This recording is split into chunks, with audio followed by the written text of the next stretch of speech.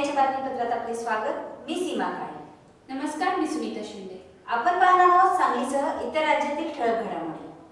मुख्यमंत्री घेणार महत्त्वाकांक्षी योजनांचा आज आढावा। रात्री 8 ते 10 पर्यंत उडवता येणार फटाके, सर्वोच्च न्यायालयाचा निर्णय। पर्यावरणपूर्वक फटाक्यांना चालना। पेट्रोल दरवाढीसाठी कमिटी नाही मग दुष्काळासाठीच का?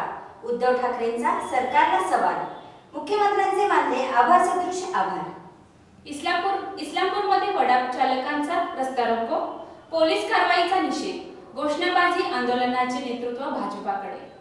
रयत क्रांतीची आज ऊस परिषद, शेतकऱ्यांची उत्सुकता, दराच्या घोषणेकडे लक्ष।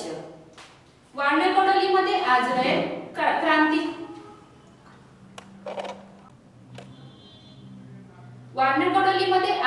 क्रांतीची ऊस परिषद।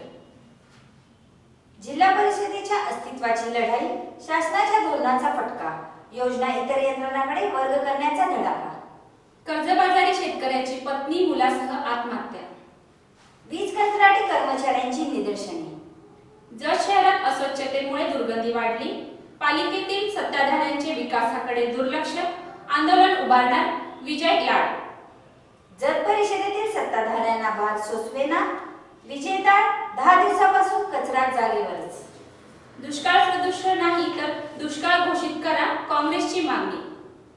इस्लामपूरमध्ये उद्यापासून नगराध्यक्ष चषक स्पर्धा, जिल्हाधिकारी विजय कुमार काळन पाटील यांच्या हस्ते उद्घाटन। विकासातून तासगावचा चेहरा मोहरा बदलू, खासदार संजय पाटील। शहरात 13 कोटींचा विकासाची कामे, भूमिपूजन। नमस्कार, उद्या भेटू याच वेळी।